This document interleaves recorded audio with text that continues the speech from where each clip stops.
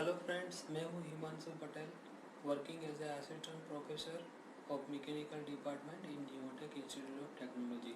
तो पिछले लेक्चर में हमने ऑपरेशन रिसर्च के जो ट्रांसपोर्टेशन चैप्टर है उसमें initial basic physical solution find out करने के लिए 3 मेथड यूज़ किया था: north west corner method, least cost method and vocals approximation method. और उसके बाद ऑप्टिमलिटी चेक करने के लिए हमारे पास दो मेथड है, stepping stone method and modified distribution method. तो उसमें से हम स्टेपिंग स्टोन मेथड आज पढ़ेंगे। लेकिन उससे पहले सबसे पहले आपको ये चीज़ आपको पता होनी चाहिए कि हमने पिछले वीडियो में initial basic physical solution find out करने के लिए सेम ही न्यूमेरिकल यूज़ किया था, जिसमें नॉर्थ कॉर्नर मेथड से हमें सॉल्यूशन मिला था 310, वाम मेथड से हमें सॉल्यूशन मिला था 210 एंड लीस्ट कॉस्ट मेथड से हमें सॉल्यूशन मिला था 220।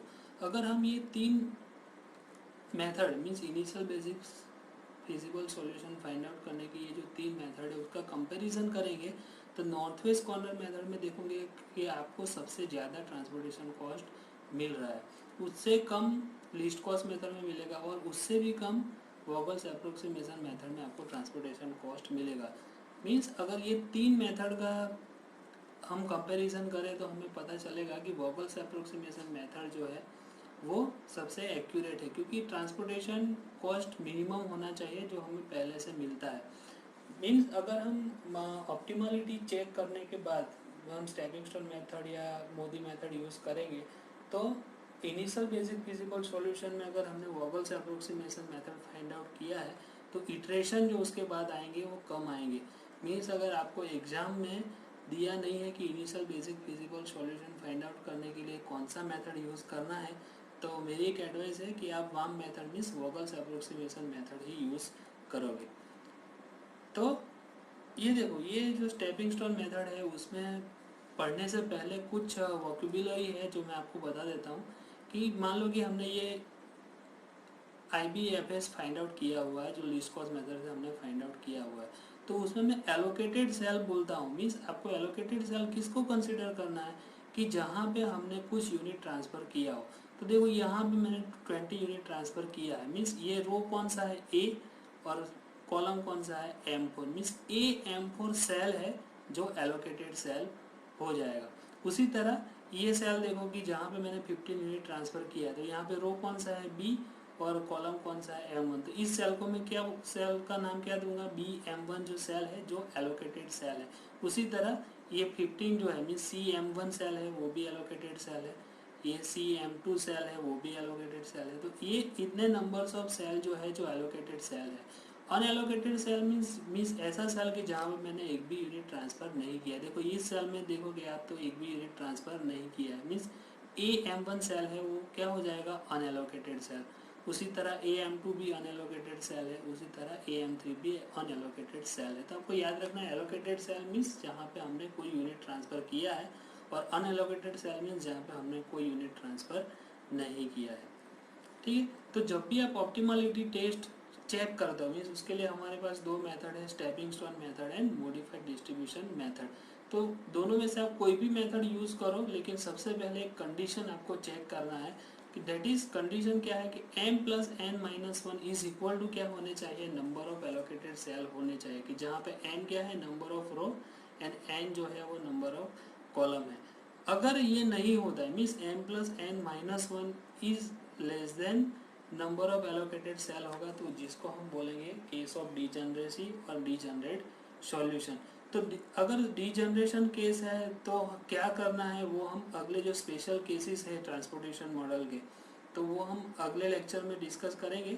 लेकिन आपको सिर्फ ये कंडीशन अभी याद रखनी है कि सबसे पहले मुझे ये कंडीशन तो चेक करनी है, और ये कंडीशन क्यों चेक करनी है वो भी मैं आपको इसी लेक्चर में आगे बताऊंगा कि ये कंडीशन फुलफिल होने से क्या फ़ायदा होता है। तो चलो हम स्टेपिंग स्टोन मेथड पढ़ते हैं। तो कुछ क्वेश्चन आपको इस तरह से दिया होगा, find the optimum solution of the following transportation problem using stepping stone method. Means optimality check करने के लिए आपको स्टेपिंग स्टोन मेथड ही यूज़ करना है। और find the IBFS by least cost method, means IBFS find out करने के लिए आप लीस्ट कॉस्ट मेथड ही फाइंड आउट यूज़ करोगे। तो देखो इस तरह से मैंने ये आप कर लोगे कि initial basic feasible solution find out करने के लिए लीस्ट कॉस्ट मेथड मैंने यूज़ किया है और इस तरह से मुझे एलोकेशन मिल रहा है। तो जब भी आप स्टेपिंग स्टोन मेथड करोगे तो सबसे पहले हमें क्या चेक करना है, कंडीशन चेक करना है। कंडीशन क्या है कि m plus n minus one is equal to क्या होना चाहिए, नंबर ऑफ एलोकेटेड सेल, जहाँ पे m क्या है, m है नंबर ऑफ रो। देखो यहाँ पे नंबर ऑफ रो कितना है, a b c and d, means number of row कितना है 4, तो मैं यहाँ पे लिख दूंगा 4। उसी तरह नंबर ऑफ n क्या है, number of column, number of column कितनी है m1 m2 m3 and m4, तो नंबर ऑफ कॉलम कितनी हो जाएगी 4। और ये 4 प्लस 4 माइनस 1 करेंगे तो आपको क्या मिलेगा 7। और देखो नंबर ऑफ एलोकेटेड सेल कितने हैं, तो देखो एक ये सेल है जो एलोकेशन है 1, ये 2, ये 3, 4, 5, 6 and 7, means number of allocated cell ही 7 है। Means m plus n minus one is equal to number of allocated cell मिल रहा है, मीन्स ये केस ऑफ डिजनरेसी नहीं है। तो सबसे पहले ये चेक कर लेना है। ये चेक करने के बाद हम आगे प्रोसीजर करेंगे। तो देखो स्टेपिंग स्टोन मेथड में सबसे पहले आपको क्या करना है या क्या सोचना है कि जहाँ पे हमने हर एक जितने भी अनएलोकेटेड सेल है उसके लिए हमें अपॉर्चुनिटी कॉस्ट फाइंड आउट करनी पड़ेगी। तो आपको क्या सोचना है कि सब AM1 सेल है, इस सेल में हमने कोई भी यूनिट ट्रांसफ़र नहीं किया था, तो हमें ये सोचना है कि अगर इसमें एक यूनिट हम ट्रांसफ़र करेंगे तो ट्रांसपोर्टेशन कॉस्ट में क्या चेंज आएगा। इसी तरह आपको हर एक अनएलोकेटेड सेल के लिए अपॉर्चुनिटी कॉस्ट फाइंड आउट करनी है। तो सबसे पहले हम अपॉर्चुनिटी कॉस्ट फाइंड आउट करेंगे अनएलोकेटेड सेल, उसके लिए हम अभी स्टार्ट कर रहे हैं opportunity cost for sale AM1, means इस सेल के लिए हमें अपॉर्चुनिटी कॉस्ट फाइंड आउट करना है। तो देखो पहले यहाँ पे एक भी यूनिट ट्रांसफ़र नहीं था, तो मैं अभी क्या कर रहा हूँ कि यहाँ पे एक यूनिट में ट्रांसफ़र कर दे रहा हूँ। ठीक है, अगर यहाँ पे एक यूनिट ट्रांसफ़र करोगे तो आपको पता चलेगा कि ए में सप्लाई टोटल कितना था 20। तो देखो पहले से ही 20 था और एक यूनिट हमने और किया तो 21 हो जाएगा, मीन्स ये कंडीशन फुलफिल नहीं होगा। तो हम क्या करेंगे, ये जो एलोकेटेड सेल है उसमें से मैं एक यूनिट कम कर दूंगा, तो कितना हो जाएगा 19। यहाँ पे मैंने क्या किया, एक यूनिट कम किया तो मैं यहाँ पे -1 साइन कर देता हूँ। ठीक है, ये क्यों किया वो हम देखेंगे। तो अब इतना याद रखना है कि इस तरह से हम कुछ लूप बनाएंगे। तो देखो यहाँ पे आप कॉलम वाइज देखो तो कॉलम में कितने हो जाएंगे 19 प्लस 5 मीन्स 24, और डिमांड कितना था 25, मीन्स एक डिमांड कम हो गया, तो हम यहाँ पे 5 की जगह पे कितने कर देंगे 6, तो 25 हो जाएगा 19 प्लस 6। उसी तरह मैं सीधा अब यहाँ पे जाता हूँ कि जहाँ पे एलोकेटेड सेल है 15 यूनिट, और यहाँ पे मैंने प्लस साइन इसलिए किया क्योंकि 5 में मैंने +1 किया है। उसी तरह यहाँ पे गया तो यहाँ पे मैं माइनस साइन कर, देखो 15 प्लस 5 प्लस 6 कितना हो जाएगा 26, और डिमांड तो सप्लाई कितना था 25, मीन्स एक कम करना पड़ेगा, तो मैं यहाँ से एक कम कर देता हूँ तो 14, तो यहाँ पे मैं साइन कर देता हूँ -1 और ये सीधा। तो मुझे इस तरह से क्लोज लूप बनाना है और याद रखना है, देखो यहाँ पे मैंने प्लस किया तो मैं प्लस साइन कर देता हूँ। याद रखना है कि इस तरह आपको क्लोज लूप बनाना है। तो क्लोज लूप बनाने के लिए आपको पहले से ही जो अनएलोकेटेड सेल है जिसके लिए हम अपॉर्चुनिटी कॉस्ट फाइंड आउट कर रहे हैं वहाँ पे हम क्या करेंगे, वहाँ पे एक यूनिट ऐड करेंगे। बाकी के लिए क्लोज लूप बना लेके मैं सिर्फ कौन सा सेल यूज़ कर सकता हूँ, सिर्फ एलोकेटेड सेल ही यूज़ कर सकता हूँ। तो देखो ये जो नया टेबल बना है, जो नया एलोकेशन मिला है, उससे अपॉर्चुनिटी न्यू ट्रांसपोर्टेशन कॉस्ट कितना मिलेगा, तो 1 × 3, 19 × 1, 15 × 2, 14 × 3, 5 × 5, 5 × 6, सॉरी 6 × 6, 15 × 3, 25 × 1, मीन्स आपको जो ट्रांसपोर्टेशन कॉस्ट मिलेगा वो हो जाएगा 225। और पहले ट्रांसपोर्टेशन कॉस्ट कितना था 220, मीन्स यहाँ पे एक यूनिट का ट्रांसपोर्ट करने से 5 यूनिट ट्रांसपोर्टेशन कॉस्ट बढ़ गया 5 रुपीज़। तो जिसको ही हम क्या बोलेंगे opportunity cost. Opportunity cost means new transportation cost minus IBFS। New transportation cost कितना मिला 225, पहले कितना था IBFS 220, तो 5 रुपीज़ जो है वो क्या है अपॉर्चुनिटी कॉस्ट है। तो ये मेथड जो है थोड़ा लेंदी है, तो उसको हम थोड़ा शॉर्ट करते हैं समझने के लिए। तो देखो IBFS में क्या था, पहले यहाँ पे कितना यूनिट ट्रांसफर था AM1 सेल में 0 था, तो 0 × 3 मैंने लिख दिया। फिर 20 है तो 20 × 1, 15 × 2, करके ये जो मिला है वो IBFS था जिसका सॉल्यूशन मेरे पास था 220। अब अपॉर्चुनिटी कॉस्ट में आप चेक करना है तो कैसे करोगे कि ये न्यू ट्रांसपोर्टेशन कॉस्ट में हमारे पास ये जितने भी डिजिट है उसमें देखो यहाँ पे IBFS में क्या है 0 है, लेकिन यहाँ पे 3 यूनिट ज़्यादा है तो मैं यहाँ पे करूँगा +3। यहाँ पे 20 है और न्यू में 19 है, मीन्स 1 यूनिट कम है तो मैं लिखूँगा -1। 30 है तो इक्वल है तो माइनस प्लस 0। 45 है, यहाँ पे 42 है, मीन्स 3 यूनिट कम है यहाँ से तो यहाँ पे 3 यूनिट कम है तो मैं यहाँ पे लिखूँगा -3। उसके बाद 25 0 30 36 मीन्स +6 है तो +6 फिर 0 और 0। तो इसका आप समेशन करोगे तो आपको यहाँ से सीधा मिल जाएगा ट्रांसपोर्टेशन कॉस्ट कितना पड़ रहा है, अरे अपॉर्चुनिटी कॉस्ट कितना है 5 रुपीज़, मीन्स यहाँ पे 1 यूनिट ट्रांसफ़र करने से 5 रुपीज़ बढ़ेगा। तो ये समझने के लिए आपको क्या करना है, देखो जहाँ भी ये माइनस साइन है, ये जो मैंने साइकिल रोटेट किया हुआ है उसमें आप देखोगे कि ये जो साइकिल है इस रूट पे पहले क्या था, यहाँ पे मैंने प्लस साइन किया है और वहाँ पे यूनिट का ट्रांसपोर्टेशन कॉस्ट कितना था 3 रुपीज़, तो कितना यहाँ पे +3 देखो जो यहाँ पे है, यहाँ पे माइनस साइन है तो मीन्स -1 जो यहाँ पे है। उसी तरह यहाँ पे माइनस साइन है और पर यूनिट कॉस्ट कितना है 3 रुपीज़ तो यहाँ पे -3 है, और ये जो प्लस साइन है और वहाँ पे कॉस्ट कितना है 6 तो +6 जो है। तो इसका आप सीधा समेशन करोगे तो आपको अपॉर्चुनिटी कॉस्ट 5 मिल जाएगा। तो इसी तरह हम अपॉर्चुनिटी कॉस्ट फाइंड आउट करेंगे।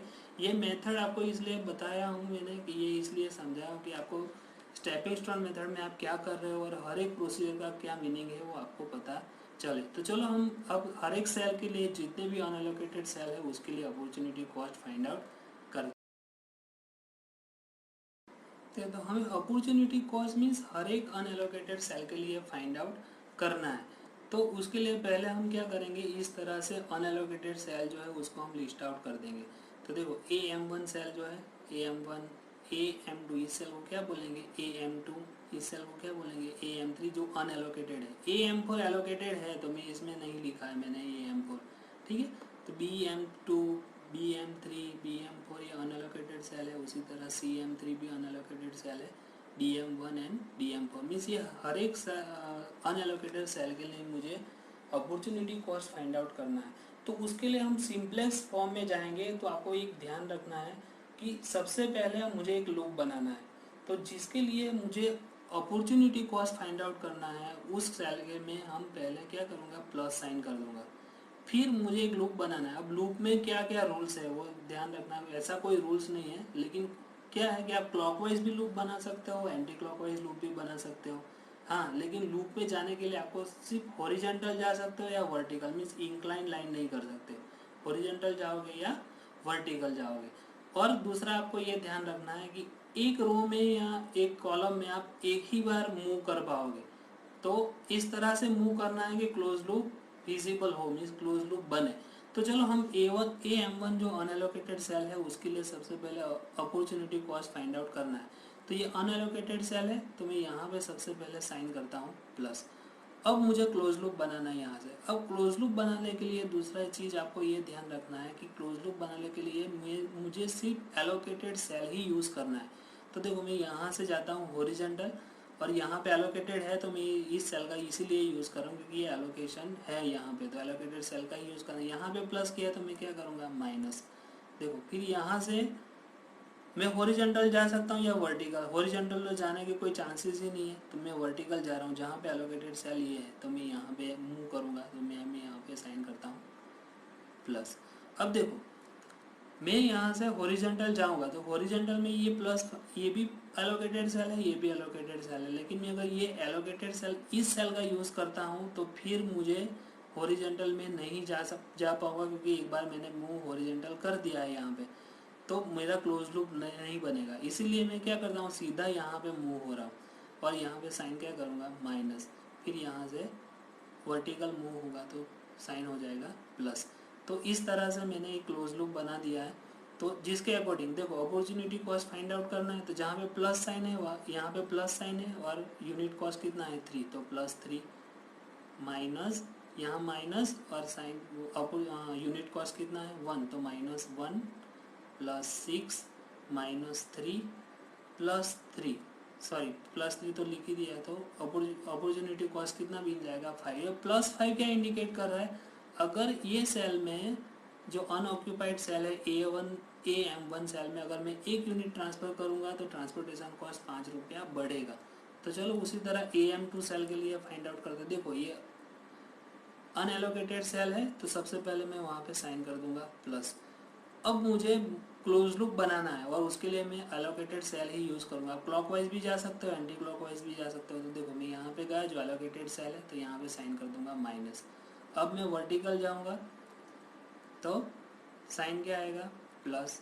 फिर हॉरिजॉन्टल जाना है, मीन्स एक बार वर्टिकल एक बार हॉरिजॉन्टल। तो देखो ये वर्टिकल हो गया, अब हॉरिजॉन्टल जाना है। अब उसमें मैं ये सेल यूज़ करूँगा, ये सेल यूज़ करूँगा तो क्लोज लूप नहीं बनेगा, यहाँ पे कर दूँगा तो इजीली क्लोज लूप बन जाएगा, साइन आएगा माइनस और फिर ऊपर मूव करो तो देखो ये क्लोज लूप बन गया। तो अपॉर्चुनिटी कॉस्ट फाइंड आउट करने के लिए क्या करना है, +2 -1 +6 और -5। तो क्या मिल जाएगा +2 मीन्स मुझे अपॉर्चुनिटी कॉस्ट मिलेगा +2 मीन्स यहाँ पे 1 यूनिट ट्रांसफ़र करने से 2 रुपीज़ कॉस्ट जो है वो बढ़ जाएगा। चलो AM3 के लिए फाइंड आउट करते हैं। देखो सबसे पहले मैं यहाँ पे प्लस साइन कर दूंगा। अब मुझे क्लोज लूप बनाना है तो देखो मैं क्लोज लूप बनाने के लिए क्या करता हूँ, इस बार मैं हॉरिजॉन्टल पहले मूव नहीं करता, पहले मैं वर्टिकल मूव करता हूँ। तो देखो यहाँ पे आया एलोकेटेड सेल है तो मैं यहाँ पे किया माइनस, फिर मैं हॉरिजॉन्टल जाऊँगा, ये एलोकेटेड सेल है साइन किया प्लस, फिर ऊपर गया साइन हो गया माइनस, फिर यहाँ पे गया यहाँ पे गया साइन हो जाएगा प्लस, फिर यहाँ पे गया साइन हो जाएगा माइनस। और ये देखो ये क्लोज लूप बन गया। देखो यहाँ से आपको पता चलेगा कि मैं एक बार मुझे वर्टिकल मैंने मूव किया है तो दूसरी बार मुझे हॉरिजॉन्टल मूव करना है, और हॉरिजॉन्टल मूव किया है तो वर्टिकल मूव करना है, और हर एक के लिए सिर्फ मुझे एलोकेटेड सेल यूज़ करना है। तो इस तरह से क्लोज लूप बनेगा। तो चलो अपॉर्चुनिटी कॉस्ट क्या मिलेगी, +4 फिर -1 +3 -5 +6 -1 तो +6 में यहाँ पे 1 यूनिट ट्रांसफ़र करने से 6 रुपये बढ़ेगा। तो चलो दूसरे BM2 के लिए फाइंड आउट करते हैं। तो सबसे पहले मैं यहाँ पे प्लस साइन कर दूंगा, फिर मुझे क्लोज लूप बनाना है तो मैं इस साइड गया हॉरिजॉन्टल एंटी क्लॉकवाइज। मैं इसलिए अलग अलग ले रहा हूँ क्योंकि आपको पता चला कि ऐसा कोई रूल्स नहीं है कि कौन सी डायरेक्शन में या क्लॉकवाइज ही बनाना है या एंटी क्लॉकवाइज। देखो प्लस साइन है, यहाँ पे साइन आएगा माइनस, फिर मैं नीचे गया साइन आएगा प्लस, फिर इस साइड साइन आएगा माइनस, फिर देखो ये क्लोज लूप बन गया। तो अपॉर्चुनिटी कॉस्ट कैसे फाइंड आउट करना है, +4 -2 +3 एंड -5 तो कितना मिल जाएगा 0 मीन्स यहाँ पे 1 यूनिट ट्रांसफ़र करने से ट्रांसपोर्टेशन कॉस्ट में कोई फ़र्क नहीं पड़ेगा। फिर BM3 सेल के लिए फाइंड आउट करते हैं। सबसे पहले मैं प्लस साइन करता हूँ, ठीक है, फिर यहाँ पे मैं गया साइन आएगा माइनस, फिर यहाँ पे गया साइन आया प्लस, फिर यहाँ पे गया साइन आया माइनस, फिर यहाँ पे गया साइन आया प्लस, फिर यहाँ पे गया साइन आया माइनस, फिर यहाँ पे गया। तो देखो अपॉर्चुनिटी कॉस्ट क्या मिलेगी, +5 -1 +3 -5 +3 -2 तो हो जाएगा +3। देखो अब आपको एक क्वेश्चन आएगा मन में कि सर ऐसा भी तो हो सकता है कि कोई सेल के लिए क्लोज लूप ना बने, लेकिन इसीलिए हमने चेक किया था m + n - 1 = क्या होता है, एलोकेटेड सेल हो रहा है। इसका मतलब कि हर एक अनएलोकेटेड सेल के लिए आपको क्लोज लूप मिलेगा ही मिलेगा। तो आपको सर्च करना है अगर आपको नहीं मिल रहा है तो, ठीक है। तो BM4 के लिए चलो अब हम फाइंड आउट करते हैं। तो सबसे पहले मैं यहाँ पे साइन कर दूंगा प्लस, फिर मूव होना है एलोकेटेड सेल पे, वर्टिकल या हॉरिजॉन्टल एक ही मूव मिलेगा। तो देखो माइनस साइन, फिर यहाँ से मूव हुआ मैं सीधा यहाँ पे प्लस साइन, फिर यहाँ पे जाऊँगा माइनस साइन, फिर ये देखो क्लोज लूप मिल गया। तो अपॉर्चुनिटी कॉस्ट में क्या आएगा, +3 -6 +3 -2 तो हो जाएगा -2 मीन्स यहाँ पे 1 यूनिट ट्रांसफ़र करने से ट्रांसपोर्टेशन कॉस्ट 2 रुपये कम होंगे 1 यूनिट ट्रांसफ़र करने से, ठीक है। लेकिन सबसे पहले हम हर एक अनएलोकेटेड सेल के लिए फाइंड आउट कर लेंगे। चलो CM3 के लिए देखो यह हुआ, पहले प्लस साइन किया, फिर गया डाउनवर्ड माइनस साइन, फिर left hand side plus sign, फिर वर्टिकल जाना है माइनस साइन, और देखो क्लोज लूप बन गया। चलो फाइंड आउट करो, +2 -1 +3 -5 तो क्या हो जाएगा -1 मीन्स यहाँ पे भी 1 यूनिट ट्रांसफ़र करने से ट्रांसपोर्टेशन कॉस्ट 1 रुपया कम होगा। चलो DM1 सेल के लिए फाइंड आउट करते हैं। तो देखो यहाँ पे पहले मैं प्लस साइन कर दूंगा, ठीक है। अब देखो आप इस साइड भी जा सकते हो, हॉरिजॉन्टल भी जा सकते हो और वर्टिकल भी जा सकते हो। तो यहाँ पे मैं वर्टिकल जा रहा हूँ, तो साइन क्या आएगा यहाँ पे प्लस, सॉरी माइनस, यहाँ पे प्लस है तो यहाँ पे माइनस, फिर यहाँ पे गया साइन क्या आ जाएगा प्लस, फिर यहाँ पे आया साइन आएगा माइनस, तो क्लोज लूप बन गया। तो कॉस्ट फाइंड आउट करो, +4 -3 +5 एंड -3 मीन्स हो जाएगा +3 मीन्स यहाँ पे 1 यूनिट ट्रांसफ़र करेंगे तो ट्रांसपोर्टेशन कॉस्ट 3 रुपया बढ़ेगा। अब DM4 सेल के लिए फाइंड आउट कर दे, तो सबसे पहले मैं प्लस साइन कर दूंगा यहाँ पे, फिर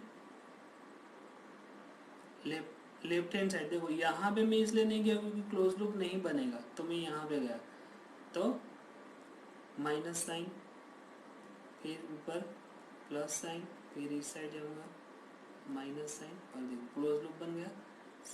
अब कॉस्ट फाइंड आउट करो, +4 -3 +5 एंड -6, तो ये होगा। मीन्स हमने हर एक अनएलोकेटेड सेल के लिए अपॉर्चुनिटी कॉस्ट फाइंड आउट कर लिया है, जिसमें आपको पता चलेगा कि हर एक जगह पे देखो यहाँ पे +5 बढ़ रहा है, यहाँ पे बढ़ रहा है, यहाँ पे बढ़ रहा है, लेकिन ये -2 मीन्स BM4 और CM3 सेल ऐसा है कि जहाँ पे ट्रांसपोर्टेशन कॉस्ट रिड्यूस होने के चांसेस है।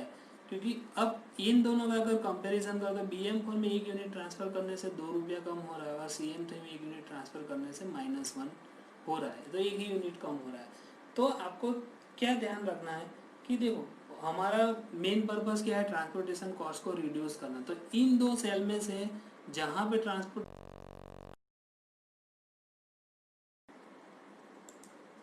तो देखो क्योंकि BM4 जो सेल है उसमें 1 यूनिट ट्रांसफ़र करने से -2 रुपीज़ हो रहा है, जैसे CM3 में 1 यूनिट ट्रांसफ़र करने से -1 रुपीज़ हो रहा है। तो पहला चांस हमें किसको दोगे कि जहाँ पे ट्रांसपोर्टेशन कॉस्ट ज़्यादा रिड्यूस हो रहा है। तो कहाँ पे ज़्यादा रिड्यूस हो रहा है, तो कि BM4 सेल में ज़्यादा रिड्यूस हो रहा है, तो हम BM4 सेल को पहले एलोकेट करेंगे। तो देखो BM4 सेल के लिए जो हमने साइकिल यूज़ किया था, तो ये साइकिल है ना, ये साइकिल है BM4 सेल के लिए, कि जहाँ पे हमने क्या किया था कि यहाँ पे BM4 सेल ये साइकिल यूज़ किया है, ठीक है। और यहाँ पे हमें पता है कि 1 यूनिट ट्रांसफ़र करने से ट्रांसपोर्टेशन कॉस्ट कितना कम होगा, 2। तो हम कितना कर देंगे कि कितना मैक्सिमम कर पाएंगे। तो इसके लिए आपको क्या चेक करना है, जो साइकिल हमने यूज़ किया है अपॉर्चुनिटी कॉस्ट फाइंड आउट करने के लिए, यहाँ पे जहाँ पे भी माइनस साइन है, देखो एक यहाँ पे माइनस साइन है और एक यहाँ पे माइनस साइन है ना, इस साइकिल में। तो इस साइकिल में जहाँ पे माइनस साइन है वहाँ पे पहले एलोकेशन कितना था, तो यहाँ पे एलोकेशन है 15 यूनिट, और इस सेल में यहाँ माइनस साइन है और यहाँ पे एलोकेशन है 5 यूनिट। मीन्स 15 एंड 5 दोनों में से जो मिनिमम हो उतना मैक्सिमम हम यहाँ पे ट्रांसफ़र कर सकते हैं। 15 और 5 में से मिनिमम कौन सा है, 5, तो यहाँ पे हम मैक्सिमम कितना यूनिट ट्रांसफ़र कर सकते हैं, 5 यूनिट। तो मैं यहाँ पे कर देता हूँ 5। तो देखो यहाँ पे अगर मैं 5 यूनिट ट्रांसफ़र करता हूँ तो M4 में डिमांड कितना था 25, अब कितना हो जाएगा 25 + 5 मीन्स हम 5 यूनिट ज़्यादा ट्रांसफ़र कर रहे हैं, टोटल ये कितना हो जाएगा 30। तो डिमांड तो था 25 मीन्स हम मुझे यहाँ से 5 यूनिट कम करना पड़ेगा। तो आपको क्या ध्यान रखना है, इस साइकिल में जहाँ पे माइनस साइन है, प्लस साइन थी वहाँ पे मैंने +5 की साइन +5 ऐड किए, और जहाँ पे माइनस साइन है वहाँ पे मैं 5 कम कर दूंगा। तो देखो ये 5 यूनिट था जिसको मैं कम कर दूंगा तो 0। तो देखो अब डिमांड 20 + 5 25 ही हुआ और 25 है, ठीक है। उसी तरह देखो यहाँ पे +5 है मीन्स यहाँ 15 में मुझे 5 ऐड करने पड़ेंगे, तो कितना हो जाएगा 20। यहाँ पे माइनस साइन है मीन्स ये 15 यूनिट था उसमें से मुझे 5 कम करने हैं, तो कितने हो जाएंगे 10। तो इसी तरह देखो अब डिमांड एंड सप्लाई आप देखोगे तो कंप्लीट हो चुका होगा। मीन्स देखो 20 + 5 20, इसी तरह देखो 0 + 5 + 20 25, देखो 25 है। तो उसी तरह हमें एलोकेशन कर देना है। तो इस तरह से हमें नया एलोकेशन मिला है। तो आपको पता था कि यहाँ पे 1 यूनिट ट्रांसफ़र करने से ट्रांसपोर्टेशन कॉस्ट 2 रुपीज़ कम होता था। हमने कितने ट्रांसफ़र किए हैं 5 unit, means 5 × 2 total transportation cost कितना रिड्यूस होगा 10 यूनिट, मतलब 10 रुपीज़ कम होगा। पहले इनिशियल बेसिक फिजिबल सॉल्यूशन में कितना यूनिट कितना रुपीज़ ट्रांसपोर्टेशन कॉस्ट था 220, तो यहाँ पे कितना मिलेगा 210। चलो चेक करते हैं। तो देखो ट्रांसपोर्टेशन कॉस्ट कितना मिलेगा, 20 into 1, 10 into 2, 5 into 3, 20 into 3, 5 into 5, 15 into 3 and 25 into 1। अगर इसका आप समेशन करोगे तो आंसर क्या मिलेगा, 210। तो ये आंसर आपको पहले से ही पता रहता है, लेकिन एक बार आप चेक भी कर सकते हो। तो अब आपको क्या करना है, यहाँ से आपका न्यूमेरिकल अभी कंप्लीट नहीं हुआ है, अब फिर से आपको चेक करना है कि अब जितने अनएलोकेटेड सेल है उसके लिए फिर से हम अपॉर्चुनिटी कॉस्ट फाइंड आउट करेंगे और चेक करेंगे कि और रिड्यूस होने के चांसेस है कि नहीं। तो चलो फिर से मैंने यहाँ पे चेक कर लिया है कि ये अनएलोकेटेड सेल है। देखो AM1, AM2, AM3, अब इसके लिए अनएलोकेटेड सेल है। तो आप यहाँ पे देखोगे तो पहले यहाँ पे कोई यूनिट नहीं था, तो इसलिए वो अनएलोकेटेड सेल में आता था BM4। लेकिन BM4 में अभी हमने एलोकेशन कर दिया है, तो मैंने इस अनएलोकेटेड सेल में नहीं लिया। और यहाँ पे था लेकिन अब 0 0 हो गया, तो जिसको मैं किस में कंसिडर करूँगा, अनएलोकेटेड सेल में। तो मीन CM4 जो है वो भी अनएलोकेटेड सेल है, जिसके लिए हमें अपॉर्चुनिटी कॉस्ट फाइंड आउट करना है। तो मैंने हर एक सेल के लिए अपॉर्चुनिटी कॉस्ट फाइंड आउट किया हुआ है। तो आप देखोगे कि CM3 में ये -1 आ रहा है, मीन्स अभी भी रिड्यूस होने के चांसेस है। CM3 में 1 यूनिट ट्रांसफ़र करने से ₹1 कम होता है। तो ये जो है यहाँ पे मुझे पता है कि अभी रिड्यूस हो सकता है, तो यहाँ पे 1 यूनिट ट्रांसफ़र करने से ₹1 कम होता है, तो मैं मैक्सिमम कितना कर दूंगा। तो माइनस साइन देखना है, देखो माइनस वाला ये साइन है जहाँ पे एलोकेशन है 25, एक माइनस वाली दूसरी साइन है जहाँ पे एलोकेशन है 5। तो मीन्स इन दोनों में से जो मिनिमम है उतना मैं मैक्सिमम यहाँ पे ट्रांसफ़र कर सकता हूँ। तो 25 और 5 में से मिनिमम कौन सा है, 5। तो मैं यहाँ पे 5 यूनिट ट्रांसफ़र करूँगा। तो यहाँ पे 5 यूनिट ट्रांसफ़र किया है, तो प्लस साइन था, मैंने +5 किया। तो यहाँ पे माइनस साइन, तो मैं इसमें से -5 करूँगा, तो कितना बचेगा, 20। यहाँ पे प्लस साइन है, मीन्स यहाँ पे मुझे 5 ऐड करने पड़ेंगे, तो +5 मीन्स 20 हो जाएगा, और यहाँ पे क्या हो जाएगा, 0। तो ये मुझे नया एलोकेशन मिला है। तो ट्रांसपोर्टेशन कॉस्ट में क्या फ़र्क पड़ेगा, आपको सीधा पता है कि 1 यूनिट ट्रांसफ़र करने से ₹1 कम होता था। हमने कितने यूनिट ट्रांसफ़र किए, 5 यूनिट। तो टोटल ट्रांसपोर्टेशन कॉस्ट कितना कम हो जाएगा, 5 कम हो जाएगा। अगले इटरेक्शन में ट्रांसपोर्टेशन कॉस्ट था 210, तो अब कितना आएगा, 205। तो देखो transportation cost 20 into 1, 10 into 2, 20 into 3, 5 into 2, 20 into 3, 20 into 1 करोगे तो आपको आंसर क्या मिलेगा, 205, जो आंसर आपको पहले से पता था। अभी भी आपको रुकना नहीं है, आपको चेक करना है कि और रिड्यूस होने के चांसेस है कि नहीं। तो फिर हर एक अनएलोकेटेड सेल के लिए आप फिर से अपॉर्चुनिटी कॉस्ट फाइंड आउट करोगे। तो मैंने यहाँ पे कर लिया है, लेकिन आप इस टेबल से आपको पता चलेगा कि कहीं पे भी ट्रांसपोर्टेशन कॉस्ट अब रिड्यूस होने के चांसेस नहीं है। मीन्स अब आगे इटरेक्शन करने की ज़रूरत नहीं है। तो ये जो आगे वाला जो है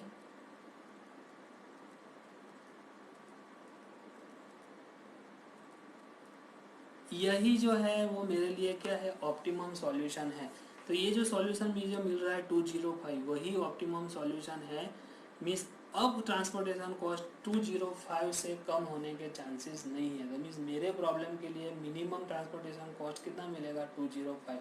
और मुझे ये जो आंसर मिलता है, जिसको मैं क्या बोलूँगा, optimum solution for this problem. तो 205 से मीन्स आप कोई भी मेथड ले लो IBFS फाइंड आउट करने के लिए, और चेक करने के लिए भी आप स्टेपिंग स्टोन मेथड भी यूज़ कर सकते हो और मोदी मेथड भी यूज़ कर सकते हो, लेकिन आंसर हर एक प्रॉब्लम के लिए आपको सेम ही मिलेगा। मीन्स ऑप्टिमम सॉल्यूशन हर एक प्रॉब्लम के लिए सेम ही होगा, ये चीज़ आपको ध्यान रखना है। Thank you very much.